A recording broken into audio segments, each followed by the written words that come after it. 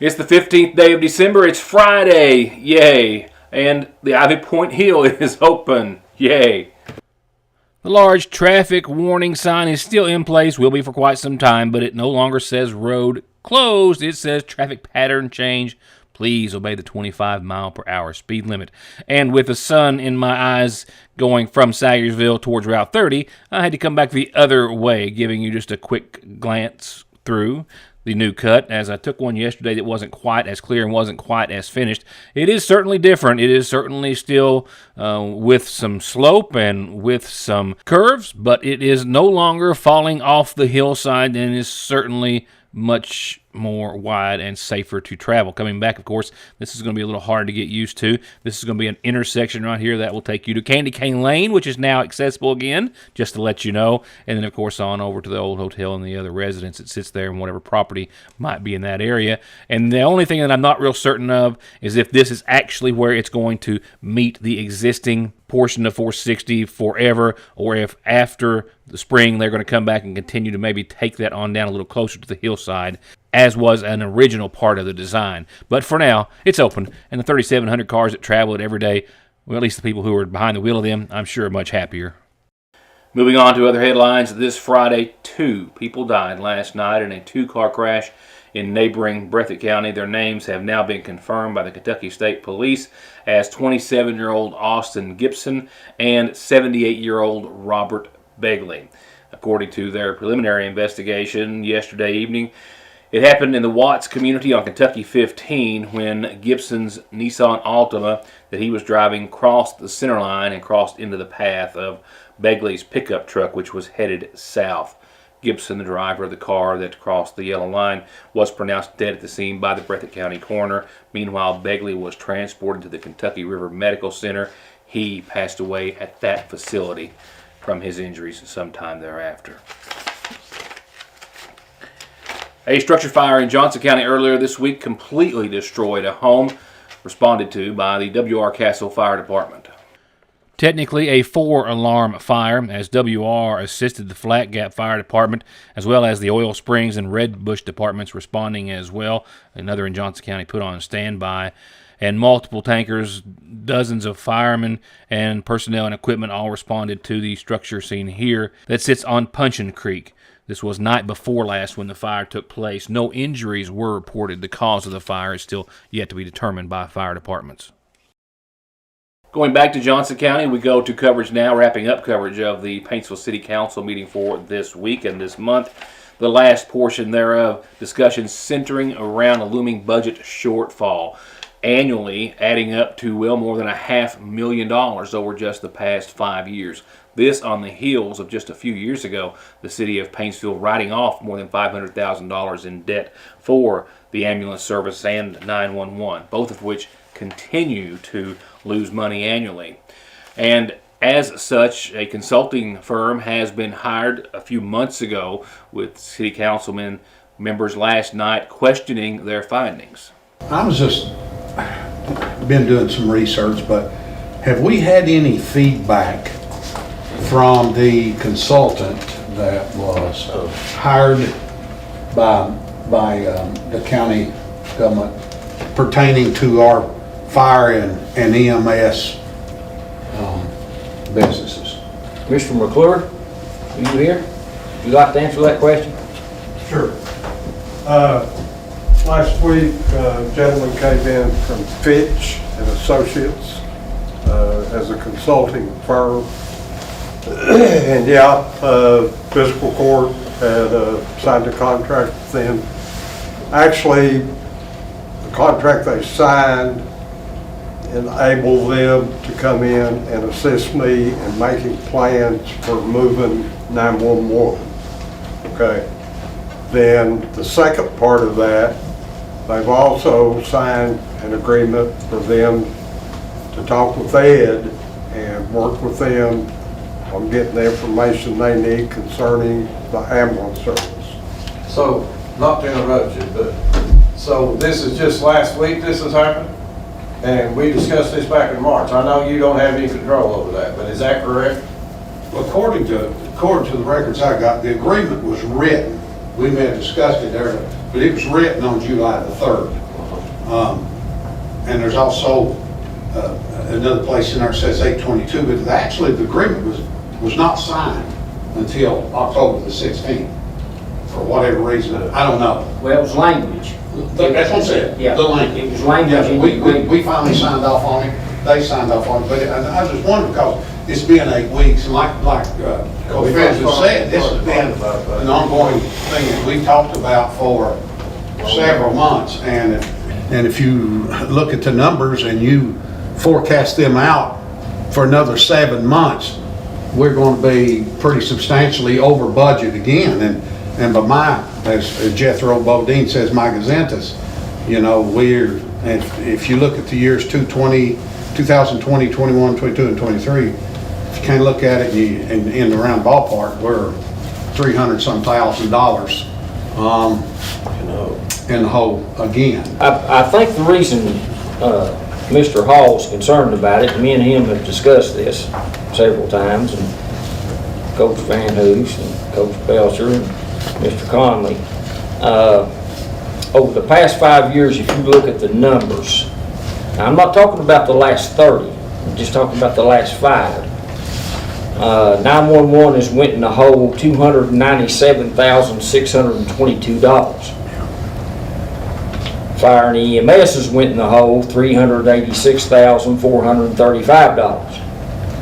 That's a total of those combined of $684,057. So the reason the consultants were supposed to be hired was to find out whether or not we were going to get some help from county residents.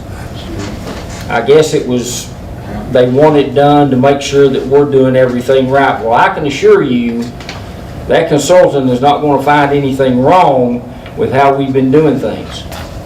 So I think that's the reason Mr. Hall's brought it up, is we're a little concerned. Like I say, this is not over 30 years. This is over the last 5 years that these numbers right here come about. Well, the budget numbers are concerning to me, and forecast them out to the end of the year, and it's been this way just about every year since I've been on council. And for the past 3 years, if you look at the numbers that Ed's so kindly given us, 30, let's see, where am I at here? I've got all this written down. We're averaging 38% of our EMS calls are outside the city limits. But yet the property tax money of the city, the citizens of the city of Paintsville goes to fire and EMS, but no property tax monies of the people that live in the county go to fire and EMS. I think that's the point that Mr. Hall's trying to make, is that And we're providing that service, the ambulance. we're providing the service for the entire county, and all we're asking for is maybe a little help outside of what monies that we're pouring into the system. Up next, a national report with local influence or effect, as you have seen here as of late in just the past week or so, and then following up from earlier reports. An effort is underway to see a permanent homeless shelter built here in Magoffin County. 501c3 has been organized. Folks are raising money and funds and trying to see if that grows into something much more permanent. The homeless situation growing in Magoffin, I suspect in all of eastern Kentucky's counties and across the nation by and large. In fact, the AP today saying that the United States experienced a dramatic 12% increase in homelessness to its highest reported level, as soaring rents and a decline in coronavirus pandemic assistance combined to put housing out of reach for more Americans. Federal officials today said that about 653,000 people, and likely that number is higher, were experiencing homelessness, the most since the country began using the yearly point-in-time survey in 2007 to count the homeless population. The total in the January count represents an increase of almost 71,000 new homeless people compared to just a year before, and the latest estimate also indicated that people becoming homeless for the first time were behind much of that increase, and it ended a downward trend in family homelessness that began in 2012. Going back to the first survey, the U.S. then made steady progress for about 10 years, a decade, in reducing the homeless population as the government was focusing particularly on increasing investments to get veterans into housing.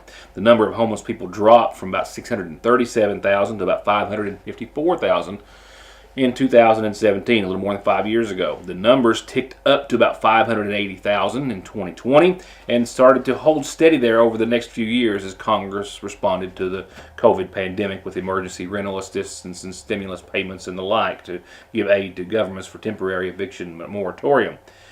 And that held off the rise in homeless, but that's over, and now the numbers are dramatically increasing, with the overall rise homelessness among individuals rose by nearly 11%, 7.5% among veterans, and among families with children, over 15.5%, and more than 25% of adults experiencing homelessness were over the age of 54. More news in a moment. Platinum award-winning singer-songwriter Chris Janson is coming to the Mac, and he'll be playing hits such as Buy Me a Boat. But it can buy me a boat. It can buy me a truck to pull it. Fix a Drink. But I can fix a drink. And one of his most recent hits, Good Vibes. I'm getting them good vibes. I'm living this good life. Get your tickets now. Call 1-888-MAC-ARTS, stop by the People's Bank box office, or visit macarts.com. I got me a full cup.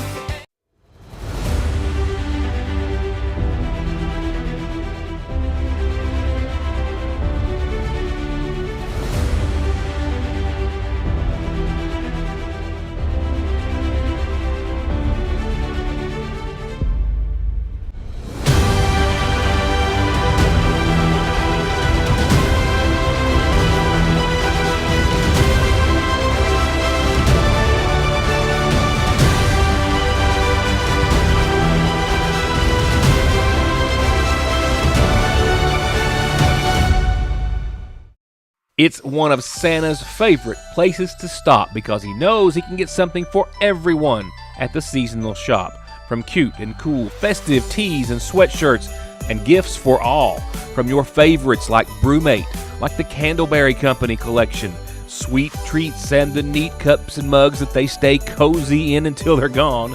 And with decorations that cover everything from cute to exquisite gingerbread houses, the willow tree signatures, the trees, the place setting, the personalized ornaments.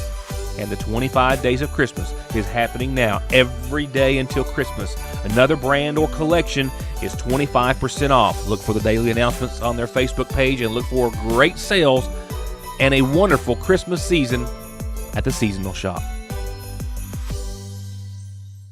There where every day starts, it's made and it ends. From hitting the floor to hitting the road and back, your feet carry the day's duties. And if you're hurting from what might be a work or sports or stress-related fracture you don't even know about, diabetic, or that all too often heel pain that just won't go away, or any type of pain or discomfort or in need of wound care, come to where they care. Put your best foot forward and come visit our podiatry team. We care about our patients and their feet. That's Dr. Cheney and her team at Hope Family Podiatry Center next to Hope Family Pediatrics on the Mountain Park. Someone dies in the U.S. every 7 minutes from an overdose, and over half of the population gets or takes pills from a friend or relative. And about 46 million and counting are exposed to narcotics in their drinking water. So don't toss them, flush them, or leave them lying around. Safely dispose of your unneeded meds anytime at Parkway Pharmacy, where you can always talk to a pharmacist when you need one. Shopping this holiday season just got easier and safer at Salyersville National Bank with Apple Pay and Google Pay available on your Salyersville National Bank debit card. So you can shop and pay from your phone or device wherever you are and have more time to do those special things this Christmas. And when you need more than online and digital banking services, both locations are here for you. The main bank Monday through Friday, 9 until 3, lobby and drive-through, and the branch bank open Monday from 9 until 5 and Saturdays 9 until noon. Merry Christmas from Salyersville National Bank. So as of right now, we are scheduled to get together sometime Monday, that being Heather and I and the following local lady who has found her in the midst of a baking competition on a national level, and we're encouraging you to go right now or as soon as the show's over and cast your vote for her. She has already advanced up through the process and the competition and is currently holding in the 6th spot. And she has been a long time baker, and in that category she started out among 57 other people and is now down to being in the top 15 officially as of just last night. I was telling Nancy Gibson earlier today when I was talking to her about her being involved in this that one of the first reality shows that I got hooked on years and years and years ago when reality TV was still kind of new was Cake Boss and Buddy the Baker, and watched it for a number of seasons, I think, and I think it's still on, and he's certainly gone on to bigger and other things. And one of those things is the Greatest Baker competition. This is the actual website for it, greatestbaker.com. You can go and see what it's about. There's a $10,000 prize. There's a publication or two involved, and I'm sure a lot of resume that goes along with it as well. And a local young lady who has decorated a number of treats, I think, here at the Staggersville IGA, and has made a lifetime of baking her passion, has entered. She did so on the 1st of October in an online application. She got chosen to go on to the next stage. So there was 57 people in her initial baking group. That got narrowed down to 20. Last night, she got into the top 15. Currently, she's hovering at 6th, and the top 10 cutoff is next Thursday. For now, let me tell you this. We'll talk with her next week. If you go to Facebook, it's a Facebook vote. You don't go to the website. I tried it. That did not work. But find Miss Nancy Gibson. Her profile picture is here, or it's one of them. And find she has a link there, and you can go and you can vote for her for free, or you can give a few dollars and vote many more times if you so choose, to try to see that she is assured a spot in the top 10 and to advance. That cut will be made again next Thursday. But again, we'll be talking to her long before that to see about her. I mean, look at some of this stuff, man. Her love of baking and where it came from and how well she's doing in this contest and how it all works. She's not had to travel anywhere as of yet. I think it's just been an online submittal thus far with some pictures and information of some of the delicious things that she has baked over the years. But nevertheless, let's support one of our own. Go to Nancy's Facebook page. You'll see the link. Pretty easy process to vote thereafter. And then tune in for a very sweet interview, I suspect, next week. Looking forward to that interview. With that said, I'll have tonight's calendar announcements and your weather wrapping up the show for this evening in just a few moments. And the weather, it's changed. It always does. Almost always. And it has this time around. Your update in just a few moments. Appalachian Wireless has extended this sale through Christmas Eve. Save up to $850 off select devices. They're going to tech the halls with the latest and greatest devices with no activation fee and up to $850 off. Hop in your sleigh and go to your favorite Appalachian Wireless location or visit AppalachianWireless.com for complete details on getting up to $850 off the latest and greatest devices. We are you. We are Appalachian Wireless. Terms and conditions apply. See AppalachianWireless.com for complete details. I believe in Kentucky. I believe in Kentucky. I believe in small town values. And mom and dad and the things they handed down. I believe some of the best people in the world are farmers. I believe in insurance that protects families, homes, and cars. I believe in always finding a way to do what you love. I am Kentucky. I am Kentucky. I am Kentucky. Couple of announcements. Tomorrow's the big day for Christmas on the Farm. Last time I get the chance to tell you, this is free. This is for everyone. All ages, all families of all sizes, individuals over at Creekside Stitch It and Feed over on Route 30 over at A&J Farms over on Bear Branch. Santa, Mrs. Claus, the Grinch, a lot of animals, a lot of Santa's favorite animals. There's going to be a big toy giveaway sponsored and donated by the Middle Fork Fire Department. It's an all-day long event. It's going to be a nice day weather-wise for it. 2 to 8 tomorrow. Be sure to stop by. It will be a hoot, I promise you. And it's on my schedule to try to make it over there and see Santa myself, so maybe we'll see you there. Candy Cane Lane with the, of course, Ivy Point Hill back open is as well back accessible nightly, 5 to 10 through Christmas. And don't forget Santa's mailbox is there, kids. But, man, time's getting slim. If you're going to send him a letter, just don't forget that return address because there are only a few days left. A couple of other things I have real quickly. I just didn't get them typed in. North McGoffin Elementary's got a site-based meeting set for, well, had one set for Tuesday. It's been canceled, will be rescheduled. The Sagersville City Council has called a meeting for this coming Monday at 7. This will be a regular session meeting, and we, of course, will have a report to follow on the next day. And I'll have this calendar here whenever you need it, so please do so. Funeral services brought to you by the McGoffin County Funeral Home Nightly out of Johnson County. 80-year-old Mildred Irene Gamble Sharp of Johnson County passed away today.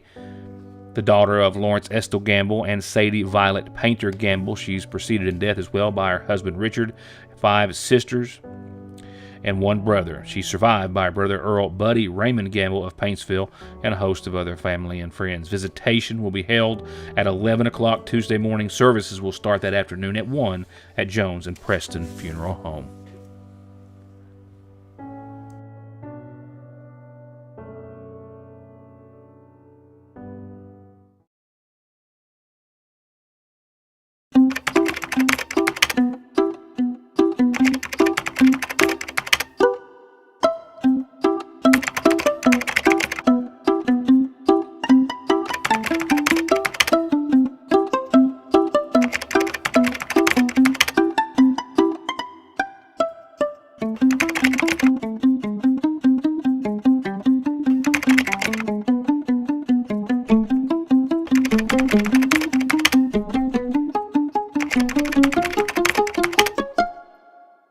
It's that time of year. It's going to happen. And it's going to happen again and again. The question is, have you even checked your tires lately? Don't find out the hard way. Whether it's just a coating or as intense as this, be prepared, be ready, be safe, and save with December deals like $200 off of Goodyear's and other special offers with 6 months no interest financing at Conley Tire in Staffordsville and ConleyTire.net. A quick announcement to make. They just made the decision last night, and these are some photographs they took when they did. They do not, and no offense to the photographer, because you just can't shoot Christmas lights video-wise or photography-wise and make them look as awesome as they do in person. The Sagersville Hometown Christmas Committee made their selection last night for all those participating. First place went to some neighbors of mine, Kelly and Jennifer Howard, at the bottom of the Dixie Hill there on Dixie Avenue. It was colorful as you can ever imagine, and actually, I guess all the awards stayed in Dixie and neighbor-wise, as they were the winners of the contest, and a lot of folks entered. Second place went to Linda and Jack Sloan, and third place went to the Reeds, Teresa and Keith. Congratulations to all. Job well done to all. And of course, we've got some wonderful displays. A trip through Dixie is a must. Candy Cane Lane. You've got our friends Marvin and Rosalie Perkins down in the Parkway who've outdone themselves again this year. I had an interview with them a few years ago. It's probably about time to go back maybe. And then, of course, the Bussies over on Middle Fork, and the list just goes on and on. Some really wonderful displays. So get out and take a little cruise when you can. You'll be able to do so under dry conditions tonight and tomorrow. Of course, the lights won't be out tomorrow. Tomorrow night, maybe not such a good night. Well, no, showers might not be until later on, so you might be able to get out tomorrow night, take a little trip and see some Christmas lights, and then Sunday maybe not so much. Here's what's happening. We have some changes afoot weather-wise, and an updated forecast has us looking at around 31 degrees tonight, partly cloudy skies, and a light wind. It's going to be calm. It's going to be fair. Nothing dramatic out there tonight. And tomorrow as well is a pretty nice day, pre-Christmas weekend. 58 degrees for your Saturday. It's going to be partly sunny, and it's going to be nice. Winds will be calm, then maybe moving around 5 to 7 miles per hour or so out of the southeast. Nothing that dramatic. It is after midnight tomorrow night. Looks to be the window for when it might open. And chances of precipitation showers after midnight tomorrow night are 80%, but we're only talking about 1/10 of an inch or so of rain during the overnight. Sunday, however, showers are likely. That's a 90% chance. I'm going to bet on them. And we're talking about maybe up to 1/2 of an inch during the day, maybe another 1/4 of an inch that evening. So 1/2 to 3/4 of an inch on the high side of total rainfall Saturday night and throughout your Sunday. Sunday just not near as nice. 49, winds out of the northwest, eventually at 16 miles per hour or so. cloudy, showers, breezy, and 49 degrees does not make for a great day. Maybe a good day to wrap some presents and stay inside. We'll start off, wait till you see the adjusted temperatures here. Monday we'll start off with rain and snow becoming all snow after 4 o'clock, just enough to get you excited. That's it, but maybe enough to do that. Monday's high will be 41 degrees. 40% chance of snow showers continuing on and off throughout Monday. Monday evening is going to be a blustery day at 41 as the front rolls in, and look what it does to temperatures Tuesday. All the juice is gone. The moisture and precipitation's out of here, but we're left with a 33-degree day for the high, that is 23 for the low Tuesday. Mostly sunny skies and clear that night, but a cold one nonetheless. It's a brief spell in the 30s as we'll rebound up to the mid and maybe upper 40s by Wednesday, and the 50s roll back into the neighborhood Thursday and Friday. By the end of next week, so as well do clouds and some shower chances. I'm not going out on a limb right now for the weekend before Christmas, and of course Christmas Eve falling on Sunday. So let's just wait and let that ride and play out, and then we'll talk about that next week and see how it's shaping up. Hoping for the best. And that puts the wraps on this week of programming, headed into the weekend, the last really weekend before Christmas, because you might as well call next weekend Christmas, and by and large. With that said, thank you all for being a part of the show. Enjoy your weekend. I'll see you back here on Monday.